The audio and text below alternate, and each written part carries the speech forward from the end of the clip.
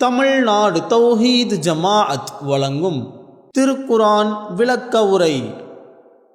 அன்புக்குரிய சகோதரர்களே, தமிழ்நாடு தௌஹீத் ஜமாஅத் மாநில தலைமையகத்தில் வாரந்தோறும் வியாழக்கிழமை குர்ஆன் விளக்க உரை வகுப்பு நடத்துவதாக அறிவிப்பு செய்து சென்ற வாரம் துவக்கமாக திருக்குர்ஆனை நாம் எவ்வாறு அணுக வேண்டும், அதனுடனான தொடர்பை நாம் எப்படி பலப்படுத்தி கொள்ள வேண்டும், ஒவ்வொரு வசனங்களையும் சிந்தனை கண்ணோட்டத்தோடு படிக்க வேண்டும் என்பதை பற்றி பார்த்தோம். இந்த வாரம் சூரா ஃபாத்திர் 35வது அத்தியாயம், அந்த அத்தியாயத்தினை தஃப்சீர் வகுப்புக்காக நாம் தேர்வு செய்திருக்கிறோம். இந்த அத்தியாயம் மக்காவில் அருளப்பட்ட அத்தியாயம். பொதுவாக குர்ஆனில் உள்ள எந்த ஒரு அத்தியாயமாக இருந்தாலும் ஒன்று அது மக்காவில் அருளப்பட்டிருக்கும் அல்லது மதீனாவில் அருளப்பட்டதாக இருக்கும். குர்ஆனில் உள்ள எந்த வசனங்களாக இருந்தாலும், அத்தியாயத்தில் உள்ள வசனங்கள், அந்த வசனங்கள் ஒன்று மக்காவில் அருளப்பட்டவையாக இருக்கும் அல்லது மதீனாவில் அருளப்பட்டதாக இருக்கும். இப்போ மதீனாவினுடைய விஷயம் இருக்குல்ல, மதீனாவில் நடைபெற்ற நிகழ்வுகள் அப்படின்னு நீங்கள் பார்த்தீங்கன்னா, மதீனாவில் நடைபெற்ற நிகழ்வுகள் ஏராளம், அதிகமான நிகழ்வுகள் மதீனாவில் தான் நடந்திருக்கிறது. இஸ்லாமிய வரலாறு என்று நாம் பேசக்கூடிய பல விஷயங்கள் மதீனாவில் நடந்த, மதீனாவில் நிகழ்ந்த நிகழ்வுகள் தான். இப்போ உதாரணமாக மதீனாவில் என்னெல்லாம் நடந்துச்சு அதை சும்மா ஜஸ்ட்டு ஒரு ஒன்லைன் நீங்கள் யோசிச்சுட்டு அதுக்கப்புறம் நீங்கள் மக்காவுக்குள்ளே வந்தீங்கன்னா நல்லாயிருக்கும். மதீனாவில் என்னெல்லாம் நடந்துச்சு அப்படின்னு பார்த்தீங்கன்னா, மதீனாவில் என்னெல்லாம் இருந்துச்சு? இஸ்லாமிய அரசாங்கம் மதீனாவில் இருந்தது. வேறு போர்கள், பத்ரு, உஹது, ஹந்தக், அஹ்ஸாப், இன்னும் என்னென்ன யுத்தங்கள் நீங்கள் சொல்கிறீங்களோ இந்த எல்லா யுத்தங்களும் மதீனாவில் வந்ததற்கு பிறகு, இடம் வேறு வேறாக இருக்கலாம், யுத்தம் நடைபெற்ற இடம் வெவ்வேறு இடங்களாக இருக்கலாம், ஆனால் இந்த யுத்தங்கள் அனைத்தும் நபிகள் நாயகம் ஸல்லல்லாஹு அலைஹி வஸல்லம் அவர்கள் மதீனாவிற்கு வந்ததற்கு பிறகு தான் நடக்கிறது. அப்போ யுத்தங்கள் எல்லாமே நீங்கள் ஹதீஸுகளில் யுத்தங்களை பற்றியான செய்திகளை பார்க்குறீங்க, குர்ஆனில் யுத்தங்கள் தொடர்பான வசனங்களை பார்க்குறீங்க. அப்போ கண்ணை மூடிட்டு நீங்கள் சொல்லிடலாம், அந்த யுத்தங்கள் தொடர்பான வசனங்கள் எல்லாமே எங்கே அருளப்பட்டது? மதீனாவில். அதே மாதிரி வேற என்ன மதீனாவினுடைய விஷயங்கள்னு வேற என்ன இருக்குது? சட்டங்கள், சட்டத்திட்டங்கள். இப்போ ஜக்காத்து கொடுக்கணும், ஜக்காத்து யார் யாருக்கு கொடுக்கணும், ஏனைய சட்டத்திட்டங்கள், திருடுனா கையை வெட்டணும், குற்றவியல் சட்டம், சொத்து பங்கீடு, யார் யாருக்கு எவ்வளவு சொத்து பங்கீடு செய்யணும், கணவனுக்கு எவ்வளவு, மனைவிக்கு எவ்வளவு, பிள்ளைகளுக்கு எவ்வளவு, ஆணுக்கு எவ்வளவு, பெண்ணுக்கு எவ்வளவு, இந்த சொத்து பங்கீடு தொடர்பான ஒரு வசனத்தை நீங்கள் பார்க்குறீங்க. அப்போ நீங்கள் தெளிவாக ஒரு ஒரு பிக்சர் உங்கள் மைண்டில் நீங்கள் வைத்துக்கொள்ளலாம், இந்த வசனம் எங்கே அருளப்பட்டிருக்கிறது? மதீனாவில். இப்படி சட்டத்திட்டங்கள், போர் தொடர்பான விஷயங்கள் ஹதீஸுகளில் பார்த்தாலும் அதுதான். ஹதீஸுகளை நீங்கள் சொல்லப்போனால் மோஸ்ட்லி 80-70 விழுக்காடு ஹதீஸுகள் நீங்கள் மதீனாவில் நிகழ்ந்த நிகழ்வுகளை பற்றி படிக்கக்கூடிய ஹதீஸுகளாக தான் இருக்கும். குடும்பவியல் சட்டங்கள், இப்படியாக மதீனாவின் சப்ஜெக்ட் நிறைய, மதீனாவின் சப்ஜெக்ட்டுங்கிறதே உங்களுக்கு நிறைய இருக்கிறது. பொருளாதாரம் சம்பந்தமான விஷயங்கள், கொடுக்கல் வாங்கல், வட்டி தொடர்புடைய விஷயங்கள், வியாபாரத்தின் ஒழுங்குமுறைகள், எழுத்து சாட்சிகளை ஏற்படுத்தி கொள்வது என்று ஏராளமான இந்த பொருளாதார ஒழுங்குகள், கொடுக்கல் வாங்கல் ஒழுங்குமுறைகள் எல்லாமே எங்கே உள்ளது தான்? மதீனாவில் உள்ளது தான். மதீனாவில் இன்னும் சில சப்ஜெக்ட்லாம் இருக்குது. வேற என்ன சப்ஜெக்ட் இருக்குது? முனாஃபிக்கீன்கள், முனாஃபிக்கீன்களை கையாள்வது, அவர்கள் தொடர்பான விஷயங்கள், அவர்களுடைய பண்புகள், இதெல்லாம் மோஸ்ட்லி எங்கே உள்ளது? மதீனாவினுடைய சப்ஜெக்ட். யூதர்கள், யூதர்கள் தொடர்புடைய சப்ஜெக்ட் எல்லாமே மோஸ்ட்லி மதீனாவில். இப்படி மதீனாவின் சப்ஜெக்ட் நீங்கள் நோட்ஸ் எழுதுனீங்கன்னா நிறைய வரும். சரி, இப்போ மக்காவினுடைய சப்ஜெக்ட்னா என்ன? இதெல்லாம் மதீனாவினுடைய சப்ஜெக்ட். இப்போ மக்காவின் சப்ஜெக்ட், மக்காவில் நிகழ்ந்த நிகழ்வுகள், மக்காவில் உள்ள பிரதானமான அம்சங்கள், விஷயங்கள். இப்போ மதீனாவில் குற்றவியல் சட்டம், மதீனாவில் யுத்தம், மதீனாவில் முனாஃபிக்குகள், மதீனாவில் யூதர்கள், கொடுக்கல் வாங்கல், திருமணம், வியாபாரம், இப்படி நிறைய இருக்குல்ல. மக்காவின் சப்ஜெக்ட், மக்காவின் உள்ளடக்கம் என்ன இருக்கு? முதல் சப்ஜெக்ட் மக்காவில், மக்காவின் பிரதானமான அம்சமே குர்ஆன் இறங்குவது தான். மக்காவின் பிரதானமான அம்சம் எது? முதல் விஷயம் எது? நுசுலுல் குர்ஆன், குர்ஆன் இறங்குவது தான் ஃபர்ஸ்ட் மக்காவினுடைய சப்ஜெக்ட். ஏன்னா அங்கிருந்த பிரச்சனை எங்கிருந்து ஆரம்பிக்குது? குர்ஆன் இறங்குறதுல இருந்து ஆரம்பிக்குது. முதலாவது மக்காவினுடைய பிரதானமான நிகழ்வு, மக்காவில் என்ன நடந்துச்சு, மெயினாக என்ன நடக்குதுன்னு பார்த்தாலே குர்ஆன் இறங்குச்சு. அந்த குர்ஆனை மக்கள்கிட்ட கொண்டு போய் சேர்க்கணும்னு அல்லாஹ்வுடைய ஆர்டர் வருது. ரசூலுல்லாஹ் குர்ஆனை கொண்டு போய் சேர்க்குறாங்க. சேர்க்கும்போது எதிர்ப்பு வருது. எதிர்ப்பு சொல்ல முடியாத அளவுக்கு ஒரு குறிப்பிட்ட எல்லையை தாண்டுது. எல்லையை தாண்டும் போது ஹிஜ்ரத் நடக்குது. இவ்வளவுதான் மக்காவினுடைய சப்ஜெக்ட். இதை தாண்டி மக்காவில் பெரிய சப்ஜெக்ட்லாம் கிடையாது. குர்ஆன் இறங்குது, அந்த குர்ஆனை மக்கள்கிட்ட கொண்டு போய் சேர்க்கக்கூடிய பிரச்சாரம் நடைபெறுகிறது. அந்த பிரச்சாரத்திற்கு எதிர்ப்பு வருகிறது. எதிர்ப்பு தாங்க முடியாத அளவிற்கு செல்கின்ற பொழுது மக்காவிலிருந்து புலம்பெயர்தல், ஹிஜ்ரத் என்கிற அந்த முக்கிய நிகழ்வு நடைபெற்று விடுகிறது. இதுதான் மக்காவினுடைய சப்ஜெக்ட். இதை தாண்டி மக்காவில் பெரிய அளவுக்கு சப்ஜெக்டுகள்லாம் இல்லை. நீங்கள் மக்காவில் குர்ஆன் இறங்குதில்ல, அந்த குர்ஆன் எதை பற்றி பேசியது? பிரதானமாக 3 தலைப்புகளை பற்றி பேசியது. ஒன்று தௌஹீத், அதான் அகீதா அப்படிங்குவோம், தௌஹீத். இரண்டாவது ஆஹிரத். இரண்டாவது என்ன? ஆஹிரத், மறுமையை பற்றி அது பேசியது. மூன்றாவது தூதர்கள், மெயின் அதான். அது அரபில் என்ன சொல்லுவாங்கன்னா தௌஹீத், ரிசாலத். ரிசாலத்னா நபித்துவம், நபிகள் நாயகம் ஸல்லல்லாஹு அலைஹி வஸல்லம் அவங்கள நபி என்று நம்புவது ரிசாலத். மூணாவது ஆஹிரத். மூணாவது என்ன? ஆஹிரத். ஆஹிரத்துக்குள்ள தான் சொர்க்கம், நரகம், மறுமையில் உள்ள சிறப்புகள், மறுமையில் சொர்க்கவாசிகளுக்கு கிடைக்கக்கூடிய இன்பங்கள், நரகவாசிகளுக்கு கிடைக்கக்கூடிய தண்டனைகள், வேதனைகள், இது எல்லாமே ஆஹிரத். அப்போ இந்த 3 பிரதானமான சப்ஜெக்ட். இதில் தான் மக்காவாசிகள் தௌஹீதை ஏற்க மறுக்கிறாங்க, ரசூலுல்லாஹ்வுடைய நபித்துவத்தை, ரிசாலத்தை ஏற்க மறுக்கிறாங்க. ஆஹிரத்து, மௌத்துக்கு அப்புறம் ஒரு வாழ்க்கை இருக்கு அப்படிங்கிறத ஏற்க மறுக்கிறாங்க. ஏற்க மறுக்கும் போது அவங்களுக்கு சொல்லக்கூடிய எச்சரிக்கைகள், அவர்களுக்கு சொல்லக்கூடிய பதிலடிகள், அதில் அல்லாஹ் கேட்கிற தர்க்கபூர்வமான கேள்விகள், இதெல்லாம் தான் மக்காவின் சப்ஜெக்ட். சரியா? இந்த ஒரு சுருக்கமான அறிமுகத்தோட இப்போ ஃபாத்திர் என்கிற அத்தியாயத்தை நாம அணுகுவோம். ஃபாத்திர் 35வது அத்தியாயம். திருக்குர்ஆனின் வரிசைப்படி பார்த்தீங்கன்னா ஃபாத்திஹா, பக்ரா, ஆல இம்ரான், நிசா அப்படின்னு வருதுல, அந்த வரிசைப்படி இது 35வது அத்தியாயம். ஆனால் இந்த அத்தியாயம் மக்காவில் அருளப்பட்டது. மக்காவில் அருளப்பட்ட இந்த அத்தியாயத்தினுடைய பிரதானமான கோர் சப்ஜெக்ட் என்ன? ஃபாத்திர் என்கிற அத்தியாயத்தின் கோர் சப்ஜெக்ட் என்ன? நம்ம முன்பே சொன்னோம், மக்காவில் அருளப்படுகிற எந்த அத்தியாயமாக இருந்தாலும் அதில் பிரதானமாக பேசப்படுகிற விஷயம் எது?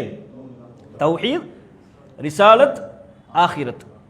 ஏகத்துவ கொள்கை, நபிகள் நாயகத்தை தூதராக ஏற்றுக்கொள்ள வேண்டும் என்கிற ரிசாலத், நபித்துவ கொள்கை முன்வைக்கப்படும். மறுமை குறித்த செய்திகள் சொல்லப்படும். ஃபாத்திர் அத்தியாயத்தின் சாராம்சமும் அதுதான். சூரா ஃபாத்திர் என்கிற இந்த அத்தியாயத்தின் சாராம்சமும் அதுதான். அந்த பெயர் ஃபாத்திர் அப்படின்னா என்ன அர்த்தம்? படைப்பாளன். ஃபாத்திர் அப்படின்னா என்ன?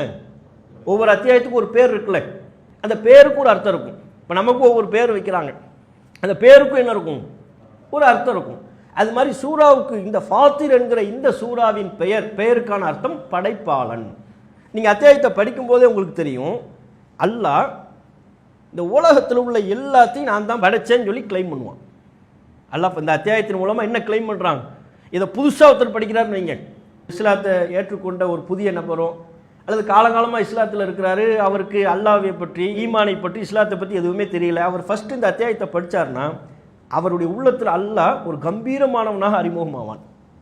ஒட்டுமொத்த உலகத்திற்கும் நான் தான் எஜமானன், நீ பார்க்குற எல்லாத்தையும் நான் தான் படைச்சேன் என்று அல்லாஹ் அறிமுகமாவான். நீ பார்க்குற வானம், நீ பார்க்குற பூமி, உன் கண்ணுக்கு தெரியாத இன்னும் பல படைப்புகள், எல்லாத்துக்கும் ஓனர் யாரு? நான் தான் ஓனர் அப்படின்னு அல்லாஹ் கிளைம் பண்ணுவான். சரியா? இதுதான் ஃபாத்திர் என்கிற அத்தியாயத்தினுடைய உள்ளடக்கம். இப்போ நம்ம அந்த அத்தியாயத்துக்குள்ளே நம்ம போவோம். அஊது பில்லாஹி மினஷ் ஷைத்தானிர் ரஜீம். பிஸ்மில்லாஹிர் ரஹ்மானிர் ரஹீம். அல்ஹம்துலில்லாஹி ஃபாத்திரிஸ் ஸமாவாதி வல் அர்த் ஜாஇலில் மலாயிகத்தி ருசுலன் உலி அஜ்னிஹத்தி மஸ்னா வ சுலாஸ வ ருபா யஸீது ஃபில் ஹல்கி மா யஷா இன்னல்லாஹ அலா குல்லி ஷைஇன் கதீர். இதான் முதல் வசனம். அதனுடைய தமிழாக்கம் என்ன? அல்ஹம்துலில்லாஹி, அல்லாஹுக்கே எல்லா புகழும். ஆரம்பமே எப்படி ஆரம்பிக்குது? அல்லாஹ்வுக்கு எல்லா புகழும். அல்ஹம்துலில்லாஹ் என்று ஆரம்பிக்கக்கூடிய அத்தியாயம் மட்டுமே குர்ஆன்ல மொத்தம் 5 அத்தியாயம். சூரத்துல் ஃபாத்திஹா அல்ஹம்துலில்லாஹ்னு ஆரம்பிக்கக்கூடிய ஒரு அத்தியாயம். அடுத்து சூரா அன்ஆம், அதுவும் அல்ஹம்துலில்லாஹ் என்று ஆரம்பிக்கக்கூடிய அத்தியாயம். அல்ஹம்துலில்லாஹில்லதீ ஹலக்கஸ் ஸமாவாதி வல் அர்த், வானங்களையும் பூமியையும் படைத்த அல்லாஹ்விற்கு எல்லா புகழும். இதுதான் அன்ஆம் என்கிற அத்தியாயத்தின் துவக்கம். மூன்றாவது சூரா அல் கஹஃப், கஹஃப் இருக்குல்ல, அதனுடைய ஆரம்பம் என்ன? அல்ஹம்துலில்லாஹில்லதீ அன்ஸல அலா அப்திஹில் கிதாப் வலம் யஜ்அல் லஹு இவஜா, தன்னுடைய அடியாருக்கு வேதத்தை வழங்கிய அல்லாஹ்வுக்கே எல்லா புகழும். அதனுடைய ஆரம்பமும் அல்ஹம்துலில்லாஹ். நாலாவது இந்த அத்தியாயத்துக்கு முந்தைய அத்தியாயம், இது 35. 34வது அத்தியாயம் சூரத்து சபா என்று சொல்வார்கள். சபா என்கிற அத்தியாயத்தின் துவக்கமும் அல்ஹம்துலில்லாஹ் தான். அல்ஹம்துலில்லாஹி அல்லதி லஹு மா ஃபிஸ் ஸமாவாதி வ மா ஃபில் அர்த். வானங்கள் மற்றும் பூமியில் உள்ள அனைத்தும் எந்த இறைவனுக்குரியதோ அந்த அல்லாஹ்வுக்கே எல்லா புகழும். இப்படி 5வது சூரா ஃபாத்திர். அப்ப அல்ஹம்துலில்லாஹ் அல்லாஹ்வுக்கே எல்லா புகழும் என்கிற இந்த துவக்கத்தோடு குர்ஆன்ல 5 அத்தியாயம் இருக்கிறது. பிரதானமான 5 அத்தியாயம் இருக்கிறது. அதுல ஒரு அத்தியாயம் இது. என்ன அல்லாஹ் தனக்கே எல்லா புகழும்னு சொல்லிட்டு என்ன சொல்றான்? அல்லாஹ்வுக்கே எல்லா புகழும். காரணம் என்னன்னா, அவன் வானங்களையும் பூமியையும் முன்மாதிரியின்றி படைத்தவன். அல்லாஹ் தனக்கு புகழ் சேர்க்கிறான். அவனை நாம் அனைவரும் புகழ வேண்டும் என்பதை இதன் மூலமா அல்லாஹ் வலியுறுத்துறான். அல்ஹம்துலில்லாஹ் அல்லாஹ் சொன்னான்னா என்ன அர்த்தம்? நீ என்ன புகழுன்னு அர்த்தம். எனக்கே எல்லா புகழும்னு சொல்லு. எதுக்காக வேண்டி எனக்கே எல்லா புகழும்னு சொல்லணும்? நான் தானப்பா வானத்தை படைச்சேன், நான் தானே பூமியை படைச்சேன், முன்மாதிரியின்றி படைத்திருக்கிறேன். ஃபாத்திர் என்கிற அந்த வார்த்தையின் பொருளை என்ன? எந்த விதமான ரோல் மாடல் இல்லாம, ஒரு மூல பொருள் இல்லாம, முன்மாதிரி இல்லாமல் படைப்பது. அப்ப வானங்களையும் பூமியையும் முன்மாதிரியின்றி படைத்தவன். இந்த வசனத்தினுடைய ஒரு சின்ன பகுதி தான் இது. அடுத்த பகுதி வருது. பொதுவா அல்லாஹ் ரப்பல் ஆலமீன் திருக்குர்ஆன்ல தன்னை ஒரு படைப்பாளனாக மக்கள் மத்தியில் நிலைநிறுத்தும் பொழுது அதிகமா அல்லாஹ் சொல்வது எதை? வானங்களையும் பூமியையும். வானமும் பூமியும் அல்லாஹ் தான் ஒரு படைப்பாளன், ஆகச்சிறந்த படைப்பாளன் என்பதற்கு முன்வைக்கக்கூடிய மிகச்சிறந்த சான்றுகள், அல்லாஹ்வினுடைய மிகப்பெரும் கம்பீரமான அத்தாட்சிகள். ஒரு சிறந்த ஓவியர் இருக்கிறார். தான் ஒரு சிறந்த ஓவியர் என்பதற்கு ஏதாவது ஒரு ஆர்ட்ஸை முன் வச்சு காட்டுவார்ல, பாருங்க என்னுடைய ஓவியத்தை பாருங்க அப்படிங்குவார். ஒரு சிறந்த சமையல் கலை நிபுணர், செஃப்னு சொல்லுவாங்க, அவர் தான் இந்த உலகத்தில் அல்லது இந்த பகுதியில் நான் தான் ஒரு பெரிய சமையல் கலை நிபுணர் அப்படிங்கிறது நிலைநாட்டுவதற்கு என்ன வைப்பார்? இது மாதிரி ஒரு டேபிளில் போட்டு நிறைய சாப்பாடெல்லாம் வைப்பார். அப்படி சாப்பாடு வைக்கும்போது ரசமாக வைப்பார். அவர் ரசத்தை வச்சு பாருங்க, குடிச்சு பாருங்க, எப்பேற்பட்ட சமையல் செஃப்னு பாருங்கன்னு சொல்லுவாரா? டிஃப்ரெண்ட்டாக வைப்பார், கவரக்கூடிய வகையில். அவர் எதை ரொம்ப பிரம்மாண்டமாக நினைக்கிறாரோ, பெரிய விஷயமா நினைக்கிறாரோ அதை முன் வச்சு இதை நான் தான் சமையல் பண்ணேங்குவார். அப்போ ஒரு சமையல் கலை நிபுணர் எப்படி தான் சமைக்கின்ற உணவை முன்வைத்து தனக்கான பெருமை தேடிக்கொள்ள முனைவாரோ, ஒரு ஓவியர் சிறந்த ஓவியங்களை வரைந்து இந்த ஓவியங்களை எல்லாம் பாருங்கள், இதையெல்லாம் நான் தான் உருவாக்கினேன் என்று தனக்கு புகழ் சேர்க்க விரும்புவாரோ, அல்லாஹ் ரப்புல் ஆலமீன் நாம் பார்க்கிற வானம், நாம் பார்க்கிற பூமி, அந்த இரண்டுக்கும் மத்தியில் உள்ளவைகள் இவற்றையெல்லாம் சுட்டி காட்டி இதை படைச்சது நான் தான், பார் நான் தான் ஃபாத்திர், முன்மாதிரியின்றி இந்த வானத்தை படைச்சிருக்கிறேன், முன்மாதிரியின்றி இந்த பூமியை படைச்சிருக்கிறேன்.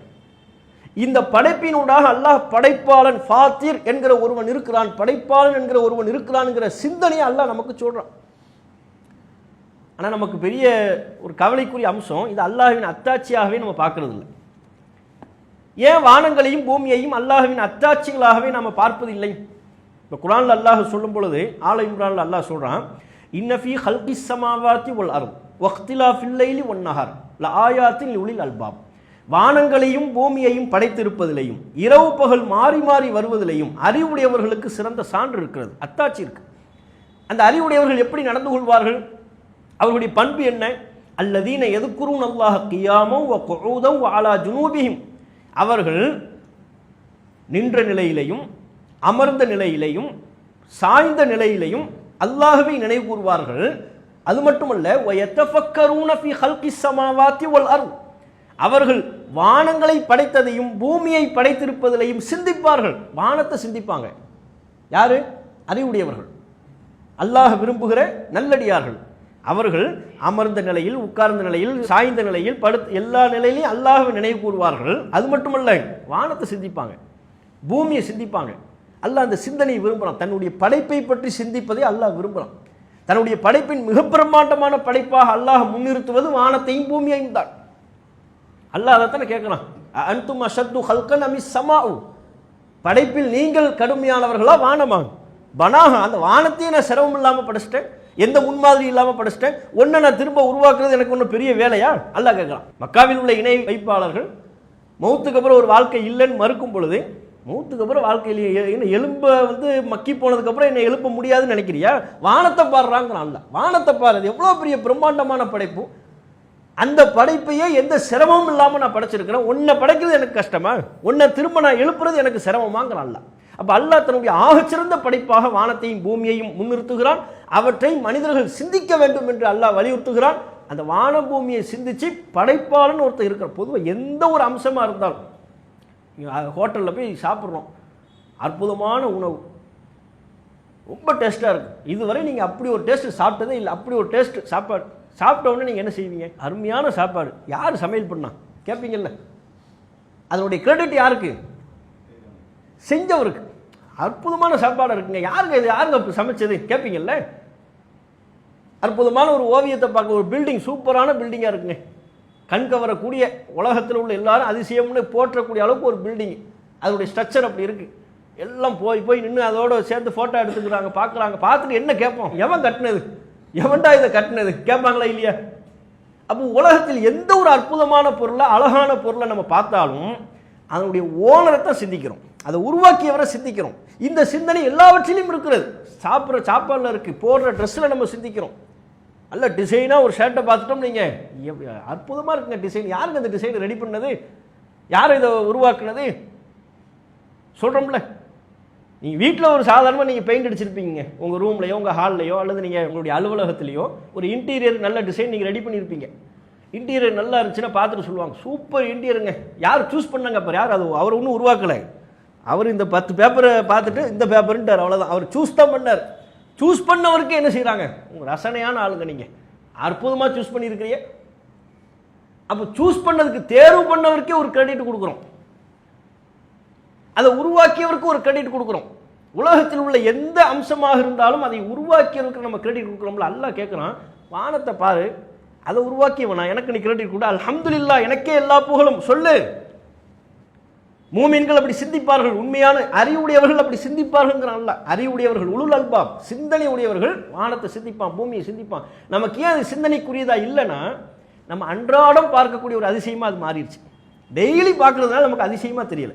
டெய்லி பார்க்குறோம்ல வானத்தை, நீங்கள் இப்படி கற்பனை பண்ணீங்க, திடீர்னு ஒருத்தரை, நல்ல ஒரு சிந்தனையாளரை, நல்ல ஒரு விவரம் தெரிஞ்சவரை, இதுவரை ஒரு வானத்தையும் பார்த்ததில்லை, இதுவரை ஒரு பூமியவே பார்த்ததில்லை. அப்படி வைங்க, கண்ணை கட்டிட்டு திடீர்னு இங்கே பூமியில் கொண்டு விடுறோம், கண்ணை திறந்து விடுறோம். இப்போ வானத்தை பார்க்குறாரு, சூரியன் உதிக்கிறத பார்க்குறாரு, நட்சத்திரங்களை பார்க்குறாரு. எப்படி நினைப்பார் அவர்? பிரமிக்க மாட்டார்? என்னங்க எவ்வளோ அற்புதமாக இருக்குது, இவ்வளோ நட்சத்திரம், சூரியன் அழகாக காலையில் உதிக்குது, வானத்தில் உள்ள அத்தனையும் அவருக்கு பிரமிப்பா தெரியுமா? முத பார்க்கும்போது நம்ம எவ்வளோ டூரிஸ்ட் பிளேஸில் இப்போ குற்றாலம்லாம் இருக்குல்ல, சென்னையில் உள்ளவங்க வேகாத வெயிலில் காயிறவங்களாம் நம்மலாம் நினைப்போம், குற்றாலம் இப்போ அப்படிங்குவோம்.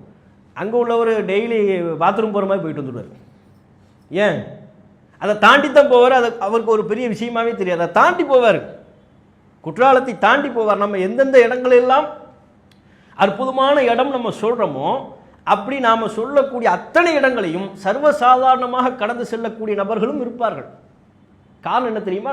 அது அவங்க டெய்லி பார்க்கறதுனால அந்த அதிசயம் அவர்களுக்கு அதிசயமாகவே தெரிவதில்லை, அந்த அற்புதம் அவர்களுக்கு அற்புதமாகவே தெரிவதில்லை. அதுபோலத்தான் வானமும் பூமியும் அல்லாஹ்வின் ஆகச்சிறந்த அற்புதம், படைப்பாளனை உணர்த்தக்கூடிய மிகச்சிறந்த சான்றுகள். அவற்றை சிந்திக்கின்ற பொழுது டெய்லி சூரியன் எந்த விதமான தாமதமும் இல்லாமல் குறித்த நேரத்தில் உதயமாகுது, மறையுது. நட்சத்திரங்கள் இரவு நேரத்தில் சந்திரன் வருது, நட்சத்திரங்கள் வருது, எந்த குழப்பமும் இல்லை, எந்த சிதைவும் இல்லை, இந்த இயக்கத்தில் எந்த கோளாறும் இல்லை. அப்போ இப்படி எந்த கோளாறும் இல்லாமல் இதையெல்லாம் இயக்கி கொண்டிருக்கிற ஒரு படைப்பாளன், ஒரு ஃபாத்திர் இருக்கிறான், உணரணும்ல. அதைத்தான் அல்லாஹ் தூண்டுறான். அல்ஹம்துலில்லாஹி ஃபாத்திர் ஸமாவாத்தி வல் அர்த், வானங்களையும் பூமியையும் முன்மாதிரியின்றி படைத்தவன். அடுத்து அல்லாஹ் சொல்றான், ஜாஇலில் மலாயிகத்தி ருசுலன், மலக்குமார்களை தூதர்களாக அவன் ஆக்கியவன். எத்தகைய மலக்குமார்கள்?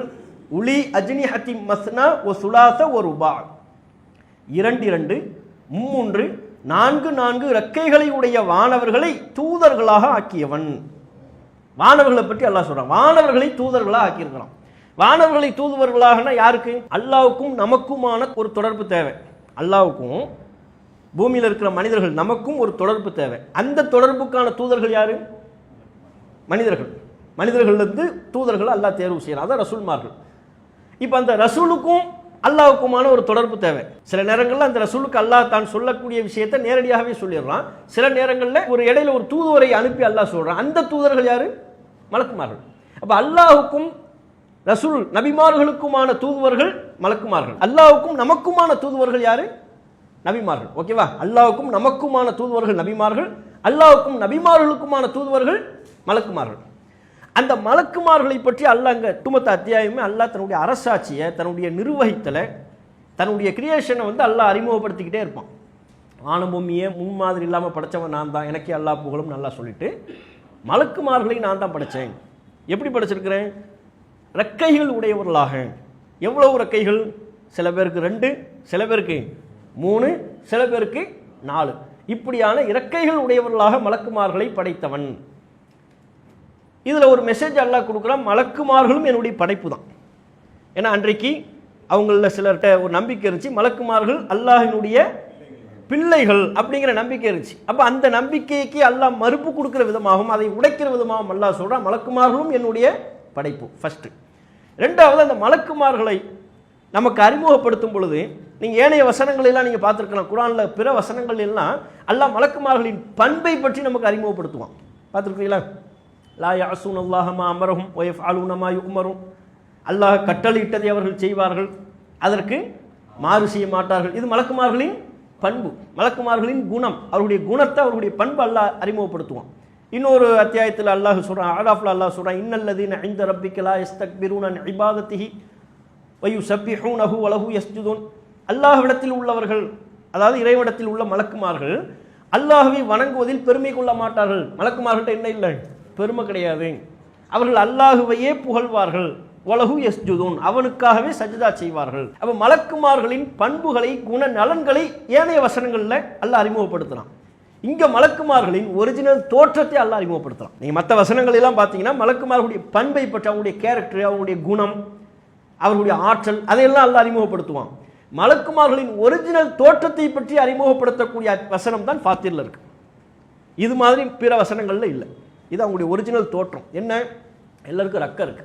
இப்போ அல்ல நம்ம சிந்தனை தூண்டுறோம். பார், மலக்குமார்கள் அவங்களும் என்னுடைய படைப்பு தான்ப்பா. வானபூமி எப்படி என்னுடைய படைப்போ அது மாதிரி மலக்குகளும் என்னுடைய படைப்பு. அந்த மலக்குகள் எப்படிப்பட்டவர்கள்? ரக்கைகளை கொடுத்து வச்சிருக்கிற. சில பேருக்கு 2, சில பேருக்கு 3, சில பேருக்கு 4. இதில் கூட நமக்கு ஒரு மெசேஜ் இருக்கு. அல்லாஹ்வுடைய எந்த படைப்பாக இருந்தாலும் சரி ஈவனாக இருக்காது, எல்லாருமே சமமாக இருக்க மாட்டாங்க. அதில் சில ஏற்றத்தாழ்வுகளையும் சில படித்தரங்களையும் அல்லாஹ் வச்சிருப்பான். இப்போ மலக்குமார்கள் எல்லாரும் ஒரே ஈவனாக இருக்கிறாங்க. எல்லாருக்கும் 2 ரெக்கையா? சில பேருக்கு 2 ரெக்கைகள், சில பேருக்கு 3 ரெக்கைகள். இது அல்லாஹினுடைய ஒரு சுன்னத், அல்லாஹினுடைய ஒரு வழிமுறை. தூதர்கள் எடுத்துக்கங்க. தூதர்களை பற்றி அல்லாஹ் சொல்லும்போது எல்லா தூதர்களும் ஈவனா, நாம எல்லா தூதர்களையும் ஈவனா மதிக்கணும், சமமாக மதிக்கணும். யாரையும் யாருக்கிடையிலும் ஏற்றத்தாழ்வு கற்பிக்க கூடாது. ஆனால் அல்லாஹ் திருக்குர்ஆன்ல தூதர்களின் சிறப்பை பற்றி சொல்லும் பொழுது தில்கர் ருசுல் ஃபல்லல்னா பஅதஹும் அலா பஅத். இந்த தூதர்கள் அவர்களுக்கிடையில் சிலரை விட சிலரை நாம் சிறப்பித்திருக்கிறோம். சில தூதர்கள் மின்ஹுமன் கல்லமுல்லாஹும், சில தூதர்கள் அல்லாஹ்விடத்தில் நேரடியாக பேசியிருக்கிறான். அல்லாஹ் அந்த தூதர்கள்ட்ட நேரடியாக பேசியிருக்கிறான். அப்போ தூதர்களை பற்றி அல்லாஹ் சொல்லும் போதும் எந்த கருத்தை முன்வைக்கிறான்? இல்லை, ஈவன் இல்லை, சிலரை விட சிலரை நாம உயர்த்தி இருக்கிறோம். மனிதர்களை பற்றி சொல்லும் பொழுதும் அர்ரிஜாலு கவ்வாமுன அலன் நிசா, ஆண்கள் பெண்களை நிர்வகிப்பவர்கள். பிமா ஃபல்லல்லாஹு பஅதஹும் அலா பஅதின், அவர்களில் சிலரை விட சிலரை அல்லாஹ் சிறப்பித்திருக்கிறான். ஆண்களை விட பெண்களுக்கு சில உயர்வுகள் இருக்கும், பெண்களை விட ஆண்களுக்கு சில உயர்வுகள் இருக்கும். ஆண்கள் ஒட்டுமொத்த மனித சமூகத்திலேயே சிலருக்கு சிலரை விட உயர்வுகள் இருக்கும். இதுதான் அல்லாஹ்வுடைய சுன்னத்து, இதுதான் அல்லாஹ்வுடைய வழிமுறை. தூதர்களையே அத்தகைய உயர்வுகள் தாழ்வுகள் இருக்கின்ற பொழுது, தூதர்களையே அப்படிப்பட்ட ஏற்றம் இறக்கம் இருக்கின்ற பொழுது, மலக்குமார்களே அப்படிப்பட்ட ஏற்ற இறக்கம் இருக்கும் பொழுது நமக்கு இருக்காதா? நம்ம என்ன விளங்கணும்? மலக்கே எல்லாருமே சமமா இல்லப்பா. சில பேருக்கு 2 ரெக்கை, சில பேருக்கு 3 ரெக்கைகள், சில பேருக்கு 4 ரெக்கைகள். ரெக்கைகள் வெவ்வேறா இருக்கலாம், 2, 3, 4 இருக்கலாம். ஆனால் அவர்கள் அனைவர்களும் அல்லாஹ்வுக்காண்டி ஒர்க் பண்ணுவாங்க. தூதர்களுக்கு மத்தியில் உயர்வு தாழ்வு இருக்கலாம், அந்த தூதர்கள் அனைவர்களும் அல்லாஹ்வுக்காண்டி ஒர்க் பண்ணுவாங்க. அல்லாஹ் என்ன கட்டளை இடுகிறானோ அந்த கட்டளை நிறைவேற்றணும். மனிதர்கள் நமக்கும் பல்வேறு விதமான ஏற்றத்தாழ்வுகள் இருக்கலாம். நாம் அனைவரும் அல்லாஹ்வின் படைப்பினம். அல்லாஹ் என்ன நம்ம கட்டளை இடுகிறானோ அதற்காக நம்ம வேலை செய்யணும். அந்த ஏற்றத்தாழ்வுகளை புரிந்து கொண்டு அதற்காக வேண்டி நாம் ஒர்க் பண்ணணும். அப்போ மலக்குமார்களை பற்றி அல்லாஹ் இங்கே அறிமுகப்படுத்துகிறான். 2, 2, 3, 3, 4, 4 ரெக்கைகளை உடையவர்களாக வானவர்களை தூதர்களாக ஆக்கியவன். அல்லாஹ் சொல்கிறான், யஸீது ஃபில் ஹல்கி மா யஷா. 2, 3, 4ன்னு சொல்லிட்டான். அது மட்டும் இல்லப்பா, யஸீது ஃபில் ஹல்கி மா யஷா, தான் நாடியதை படைப்பில் அதிகப்படுத்துகிறான். அப்படின்னா என்ன அர்த்தம்? இன்னும் கூட எக்ஸ்ட்ரா 4ங்கிறது ஃபைனலா? சில பேருக்கு எத்தனை கூட இருக்கலாம்? 5 இருக்கலாம், 50 இருக்கலாம். நபிகள் நாயகம் ஸல்லல்லாஹு அலைஹி வஸல்லம் அவர்கள் ஜிப்ரீல் அலைஹிஸ்ஸலாம் அவர்களை அவர்களுக்கே உரிய ஒரிஜினல் தோற்றத்தில் 2 முறை பார்த்துருக்கிறாங்க. ஜிப்ரீல் அலைஹிஸ்ஸலாம் அவர்களை அவர்களுக்கே உரிய ஒரிஜினல் தோற்றத்தில் எத்தனை முறை? 2 முறை பார்த்திருக்கிறார்கள். அதில் புகாரில் 32 அந்த இலக்கத்தில் பதிவு செய்யப்பட்ட செய்தி, ஜிப்ரீல் அலைஹிஸ்ஸலாம் அவர்களை 600 ரெக்கைகள் கொண்டவர்களாக நான் பார்த்தேன்ங்கிறாங்க. எவ்வளவு ரெக்கை? 600 ரெக்கை. நம்ம பார்க்குற எல்லா உயிரினங்களையும், ரெக்கைகள் உள்ள எல்லா உயிரினங்களையும் எத்தனை ரெக்கையை தான் நம்ம பார்க்குறோம்? 2 தான் நம்ம பார்க்குறோம். சின்ன உயிரினமோ பெரிய உயிரினமோ ரெக்கைன்னு வந்துச்சுன்னா அதில் எத்தனை தான் இருக்குது? 2 தான். நம்ம 3 நாள் பார்த்தாலே நம்ம என்னவாயிருவோம்? அது சேர்த்து போயிடுவோம். ஜிப்ரீல் அலைஹிஸ்ஸலாம் அவர்களே 600 ரெக்கையில் பார்த்தா இப்போ ரசூலுல்லாஹ்வுடைய நிலை என்ன ஆகும்? அதான் ஆரம்ப காலத்தில் ஏற்பட்ட பயம், அதான் ஆரம்ப காலகட்டத்தில் ரசூலுல்லாஹ்வுக்கு ஏற்பட்ட ஒரு நடுக்கம். அப்போ ஜிப்ரீல் அலைஹிஸ்ஸலாம் அவர்களை 600 ரெக்கைகள். அப்போ பாருங்க, மலக்குமார்களில் ஜிப்ரீல் அலைஹிஸ்ஸலாம் அவர்களுக்கு எவ்வளோ இருக்கு? 600. 2 இல்லை 3 இல்லை, 600 இருக்கு. யஸீது ஃபில் ஹல்கி மா யஷா, தான் நாடியதை படைப்பில் அதிகப்படுத்துவான். இப்போ இதைத்தான் நம்ம விளங்கணும். இதே மாதிரி மனிதர்கள் நம்மளையுமே சிலருக்கு அல்லாஹ் கல்வியை கூடுதலாக கொடுத்துருப்பான், சிலருக்கு அல்லாஹ் இபாதத்தை கூடுதலாக கொடுப்பான், சிலருக்கு அல்லாஹ் செல்வத்தை கூடுதலாக கொடுப்பான். யஸீது ஃபில் ஹல்கி மா யஷா, உடல் வலிமையை அல்லாஹ் சிலருக்கு அதிகப்படுத்தி கொடுப்பான், தோற்றம் அழகு அதை அல்லாஹ் அதிகப்படுத்தி கொடுப்பான். இது எல்லாமே அல்லாஹ்வினுடைய படைப்பில் உள்ளவை. செல்வம் அதிகம் வழங்கப்பட்ட ஒருவரை பார்த்து நாம் பொறாமை கொள்ள வேண்டிய அவசியம் இல்லை. அறிவு அதிகம் வழங்கப்பட்ட ஒருவரை பார்த்து நாம் பொறாமை கொள்ள வேண்டிய அவசியம் இல்லை. எல்லாமும் இறைவனின் இயல்பான படைப்பின் முறை. 600 ரெக்கை இருந்தாலும் 2 பேரும் அல்லாஹ்வுடைய கட்டளையின் முன் சமம். செல்வம் அதிகம் வழங்கப்பட்டவராக இருந்தாலும் குறைவாக வழங்கப்பட்டவராக இருந்தாலும் இருவரும் இணைந்து அல்லாஹ்வுக்காண்டி வேலை செய்யணும். எல்லாம் அடிமை. அறிவு அதிகம் வழங்கப்பட்ட ஒருவராக இருந்தாலும் அறிவு குறைவாக உள்ள ஒருவராக இருந்தாலும் இருவரும் இணைந்து அல்லாஹ்வுக்காண்டி வேலை செய்யணும். அப்போ அல்லாஹ் நமக்கு என்ன சொல்லியிருக்கலாம்? நீயும் அல்லாஹ்வுடைய அடிமை, நானும் அல்லாஹ்வுடைய அடிமை, 2 பேரும் நினைக்கணும். நம்ம 2 பேரும் அல்லாஹ்வுடைய அடிமை. அல்லாஹ் நமக்கு என்ன ஆர்டர் கொடுக்குறானோ அதை செய்வோம். என்னை விட உனக்கு கூடுதலாக செல்வம் வழங்கப்பட்டிருப்பதால் என்னை விட நீ எல்லாவற்றிலும் உயர்ந்தவன் என்கிற பொருள் இல்லை. ரெக்கைகள் கூடுதலாக இருக்கிறதுனால அவங்களுக்குள்ள ரெக்கைகள் குறைவாக உள்ள வானவர்கள் தாழ்ந்தவர்கள் என்று ஆகிவிடுவார்களா?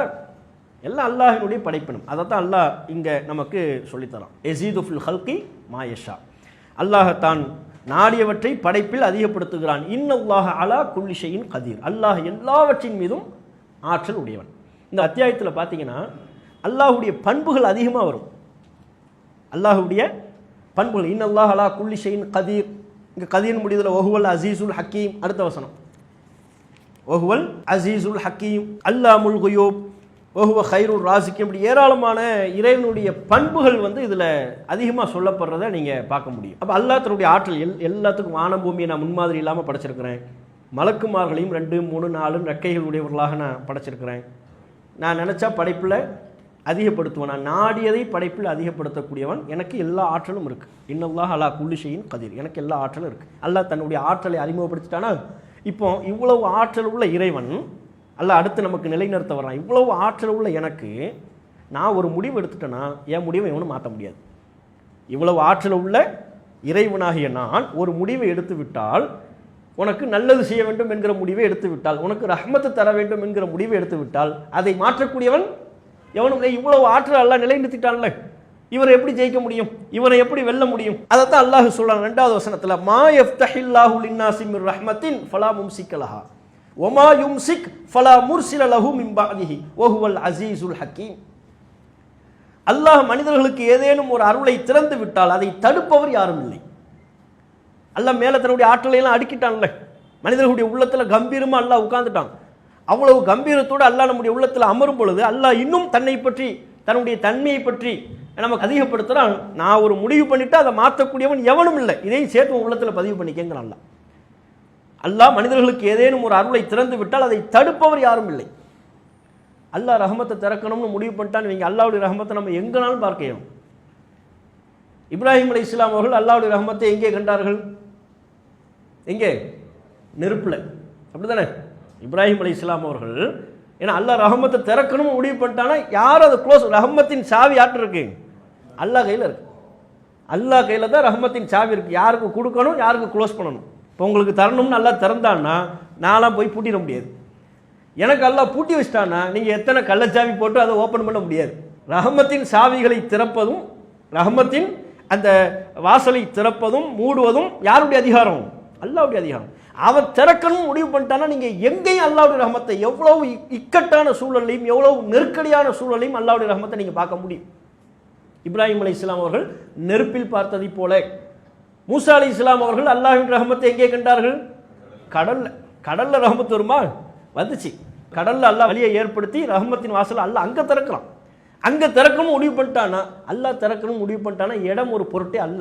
அது கடலா இருக்கலாம். முதுமையில குழந்தையை தர்றது சக்கரியா அலைஹிஸ்ஸலாம் அவர்கள் முதுமையில தானே அல்லாஹ்வுடைய ரஹமத்தை பார்க்குறாங்க. அவரே சொல்றாருல்ல, அன்னா யகுன் லி குலாமுன், எனக்கு எப்படி ஒரு புள்ள இருக்கும், எனக்கு எப்படி குழந்தை பிறக்க முடியும், நானும் வயோதிகன், என்னுடைய மனைவியும் குழந்தை பேர் அற்றவன் மலடி, எனக்கு எப்படி குழந்தை, அதை தானே கேட்டாங்க.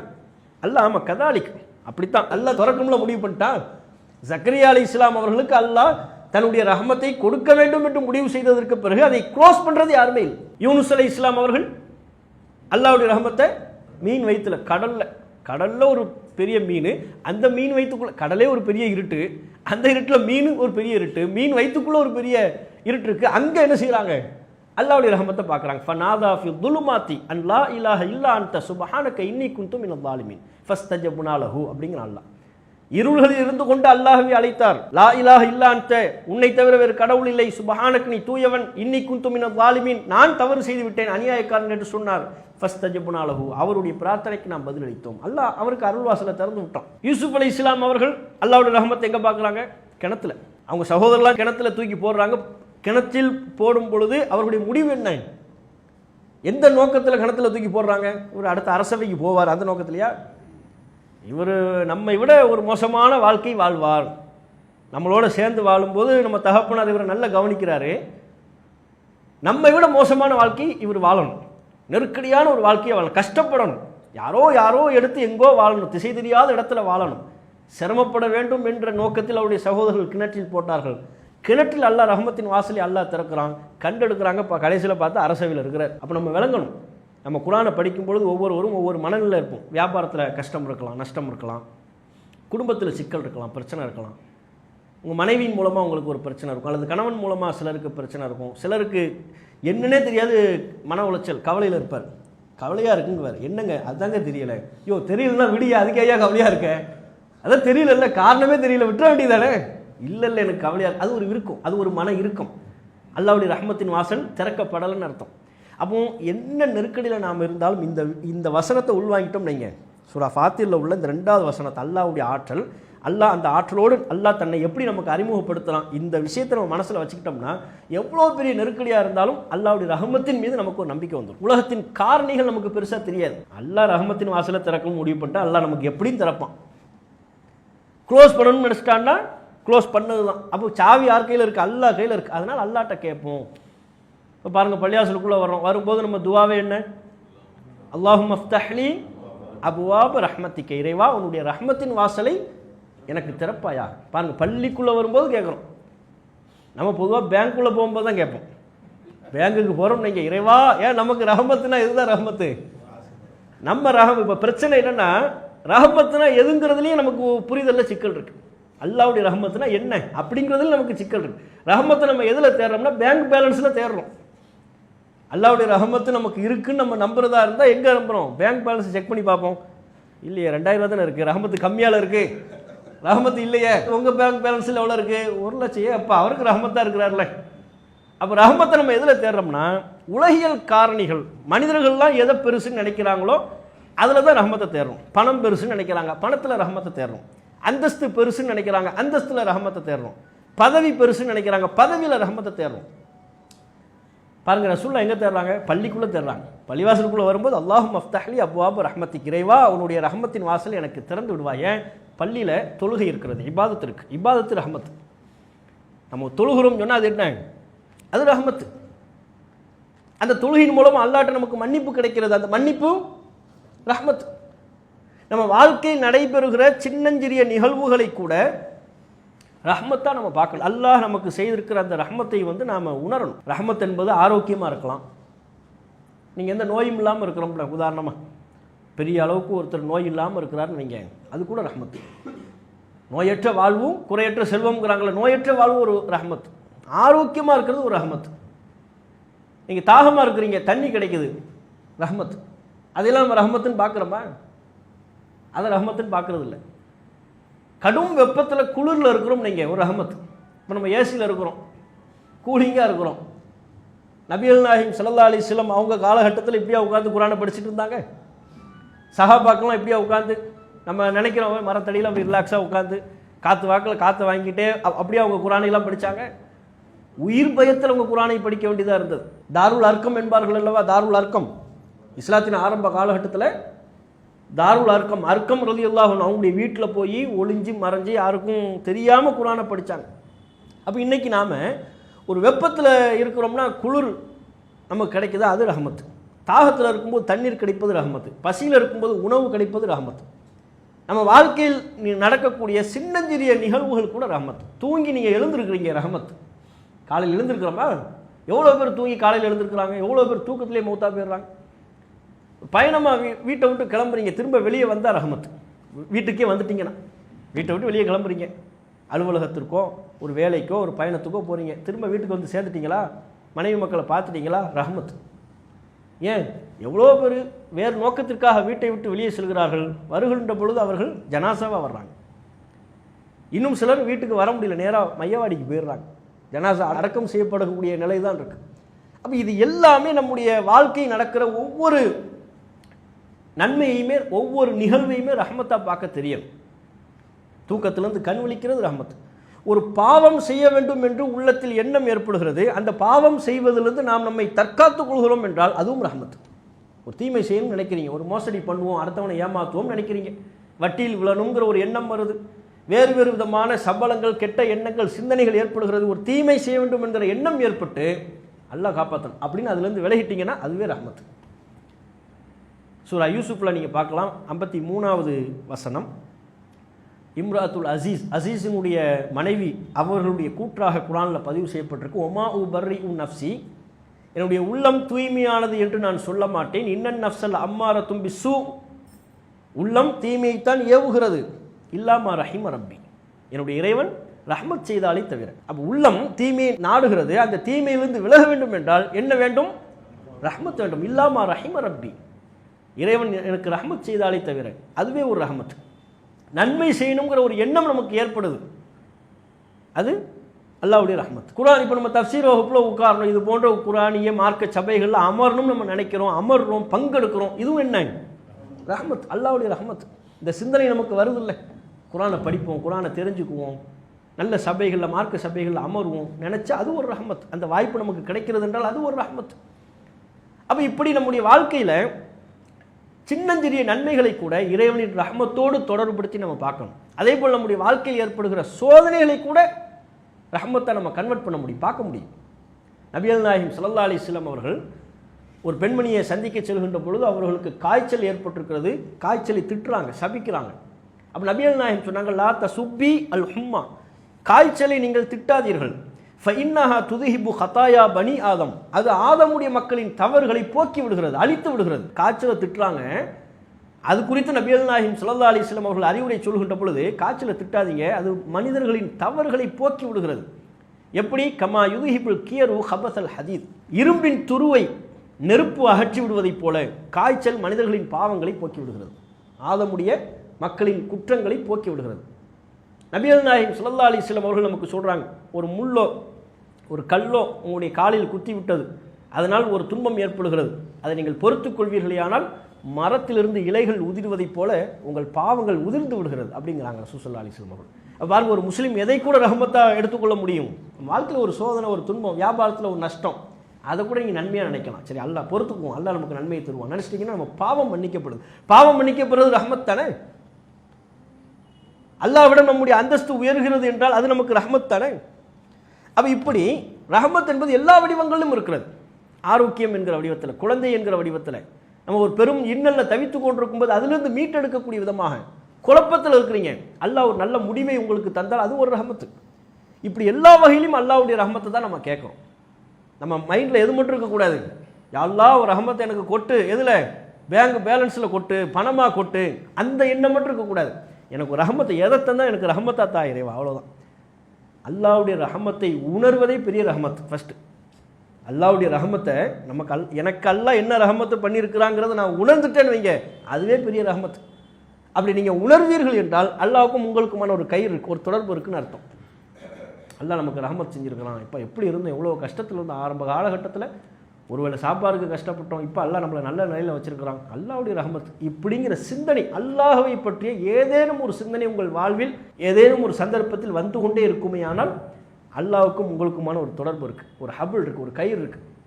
அல்லாஹ் நம்ம தன் பக்கம் நம்மளை இழுக்க பார்க்கலாம், இந்த அடியானை விட்டுறக்கூடாது, இந்த அடியான் நம்மளோடு தொடர்பில் இருக்க வேண்டும் அப்படிங்கிற ஒரு தொடர்பு நமக்கும் அல்லாஹ்வுக்கும் இருக்கிறது.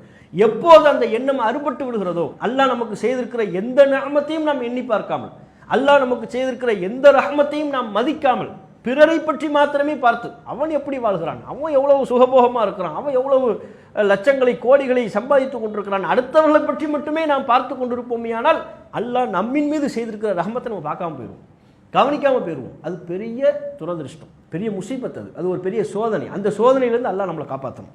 அப்போ பாருங்க, அல்லாஹ் சொல்கிறான், இவ்வளவு ஆற்றல் உள்ள நான் மனிதர்களுக்கு ஏதேனும் ஒரு அருளை திறந்து விட்டால் அதை தடுப்பவர் யாரும் இல்லை. எப்போதும் இந்த வசனம் நம்ம மனசில் நிற்கணும். மா யஃப்தஹில்லாஹு லின்னாஸி மிர் ரஹ்மத்தின் ஃபலா மும்சிக லஹா வமா யும்சிக் ஃபலா முர்சில லஹு மின் பஅதிஹி. அவன் அதனை தடுத்து விட்டால், அல்லாஹ் ரஹ்மத்தை தடுத்துட்டானா, அதன் பிறகு அதை அனுப்பக்கூடியவர் யாரும் இல்லை. அதன் பிறகு அல்லாஹ் உன்னை தடுத்து வச்சுட்டானா, அது யார் எவ்வளவு சதித்திட்டம் தீட்டினாலும் எவ்வளவு பிளான் பண்ணாலும் அதை க்ளோஸ் பண்ண முடியாது.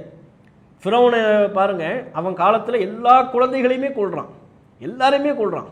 மூசா அலைஹிஸ்ஸலாம் அவங்க குழந்தையா பிறந்த பொழுது கொல்ல முடிஞ்சா? கொல்ல முடியலை. ஏன்? அல்லாஹ் தடுத்துட்டான். அல்லாஹ் தடுத்துட்டான்னா அதுக்கு அல்லாட்ட ஒரு திட்டம் இருக்கும், அல்லாட்ட ஒரு பிளான் இருக்கும். அந்த பிளானை மீறி யாராலையும் ஜெயிக்க முடியாது. அதைத்தான் அல்லாஹ் சொல்றான் அந்த வசனத்தின் முடிவில், வஹுவல் அசீசுல் ஹக்கீம். அவன் அசீஸ், அவன் ஹக்கீம். அவன் அசீஸ், மிகைத்தவன். மிகைத்தவன் என்ன அர்த்தம்? அவனை ஜெயிக்க முடியாது. அவன் ஹக்கீம், நுண்ணறிவாளன், ஹிக்மத்து உள்ளவன். திட்டம் இருக்கு, அவன்கிட்ட ஒரு திட்டம் இருக்கு. இந்த ரஹ்மத்தை பற்றி அல்லாஹ் சொல்லிட்டு அசீஸ் அல் ஹக்கீம் என்று முடிப்பதிலே ஒரு பெரிய பொருத்தப்பாடு இருக்கு. அல்லாஹ் தன்னுடைய ரஹ்மத்தை பற்றி சொல்லிட்டு, அல்லாஹ் அங்கே வசனத்தில் ஒரு மூமினுக்கு என்ன தோணும்? அல்லாஹ் சொல்லிட்டான், நான் திறக்கணும்னு நினச்சா திறந்துடுவேன், அதை யாராலையும் தடுக்க முடியாதுங்கிறான். சரி, அல்லாஹ் திறன்னு கேட்குறோம், பார்த்தா என்ன செய்ய, நமக்கு திறக்கலை. என்னையா இது? அல்லாஹ் சாவி அல்லாஹ் கையில் தானே இருக்குது, திறக்க வேண்டியதானே? திறந்துடு சீசேன்னு சொன்னால் என்ன செஞ்சிடணும்? திறக்க வேண்டியதானே? குழந்தைய எத்தனை வருஷமா கேட்டுட்டு இருக்கிறேன் தெரியுமா? கல்யாணம் ஆகணும், சாலிகான மனைவி வேணும்னு எத்தனை வருஷம் கேட்டுக்கிட்டு இருக்கிறேன் தெரியுமா? எத்தனை வருஷமா இதை கேட்குறேன், எத்தனை வருஷமா அதை கேட்குறேன், எதுவும் திறக்கலையே. எங்க அல்லாஹ் திறக்கலையே, சாவி அல்லாஹ் கையில் தானே இருக்கு. அப்போ இந்த வசனத்தை படிக்கும்போது நமக்கு என்ன தோணும்னா, அல்லாஹ் கையில் இருக்குங்கிறான், நம்ம கேட்குறது தரலையே. அதுக்கு தான் அல்லாஹ் பதில் சொல்கிறான், அவனுக்கு முடியும், முடிஞ்சதையெல்லாம் அவன் செய்யணுங்கிற அவசியம் இல்லை. அவன் ஹக்கீம், அவன் ஒரு திட்டத்தோடு செய்யக்கூடியவன். ஹிக்மத் இருக்கு அல்லாட்ட. அசீஸ் மட்டுமல்ல, அசீஸ்னா நினைச்சதை செய்வான், அந்த வல்லமை இருக்கு. வல்லமையோடு அல்லாஹ்வுக்கு ஹிக்மத், திட்டம் இருக்கிறது.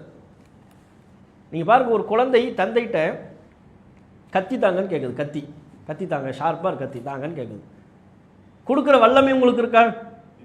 இருக்கு. கொடுப்பீங்களா? கொடுத்துட்டீங்க. ஒரு தகப்பன் கேட்குறான்னு சொல்லி கொடுத்துட்டாரு. இப்போ அவனை பற்றி உலகத்தில் உள்ள ஏனைய மக்களின் பார்வை என்ன? முட்டா பையல. அவர் கேட்குறாரு, கத்தியை கொடுத்து கையை அறுத்துட்டான்னு வைங்க, ஏங்க கொடுத்தீங்க? அவன் கேட்டான் கொடுத்தேன்னா இந்த பொருளை நீ கொடுக்கலாமா? இந்த பொருளை நீ கொடுக்கலாமா? கொடுக்குற ஆற்றல் இருக்கலாம், வல்லமை இருக்கலாம், டிசைனிங் அத்தாரிட்டியாக நீங்கள் இருக்கலாம். ஆனால் ஒரு ஹிக்மத், ஒரு திட்டம் வேணும்ல, ஒரு ஞானம் வேணும்ல. அல்லாஹ் அப்படி தான் பார்க்குறான். அல்லாஹ் என்ன சொல்கிறான்? நான் நினச்சதை தர முடியும்ப்பா, ஆனால் நீ கேட்கும் போதெல்லாம் உனக்கு திறந்து தந்துட்டு இருக்க மாட்டேன். எனக்கு ஒரு திட்டம் இருக்குது, எனக்கு ஒரு ஹிக்மத் இருக்குது, அந்த ஹிக்மத்தோடு தான் நான் செய்ய முடியும். அல்லாஹ் நம்ம அனைவருடைய வாழ்வில் எந்த ஹிக்மத்தை, என்ன திட்டத்தை வைத்திருக்கிறான், என்ன நுட்பத்தை வைத்திருக்கிறான் என்பது நமக்கு தெரியாது. அல்லாஹ்வுடைய திட்டம் இருக்குது, அதுக்காக திட்டம் இல்லாமல் இல்லை. அது ஒரு அர்த்தம் புதிந்தது, அது ஞானம் புதிந்தது. நமது வாழ்வில் எல்லா விதமான நன்மைகளையும், நம்ம வாழ்க்கையில் என்னென்ன நடக்கணும் எல்லாத்தையும் எழுதினவன் இதை பற்றி தெரியாமலே இருப்பான்? எல்லாத்தையும் நல்லா எழுதிட்டான்ல, எல்லாத்தையும் எழுதினவன், நமக்காக எழுதியவன். அவன் நம்மை சோதிக்கலாம், நம்முடைய பொறுமையின் தரத்தை அல்லாஹ் பரிசோதித்து பார்க்கலாம், நம்முடைய ஈமானிய உறுதியை அல்லாஹ் பரிசோதித்து பார்ப்போம், கொடுக்காம இருந்து பார்ப்போம். ஜக்கரியா அலைஹிஸ்ஸலாம் அவர்களுக்கு என்ன கேட்டவனே அல்லாஹ் கொடுத்துட்டானா? இப்ராஹிம் நபிக்கு அல்லாஹ் கேட்டவனே கொடுத்துட்டானா?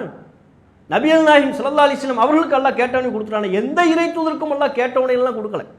அல்லாஹ் ஒரு திட்டம் வச்சிருப்பான், அந்த திட்டத்தின்படி தான் அல்லாஹ் நடப்பான். அப்போ அதைத்தான் அல்லாஹ் சொல்கிறான், ரஹமத்தின் வாசல் என்கிட்ட தான் இருக்குது, நான் நினச்சா திறப்பேன், யாரும் க்ளோஸ் பண்ண முடியாது, நான் நினச்சா க்ளோஸ் பண்ணுவேன், யாராலையும் திறக்க முடியாது.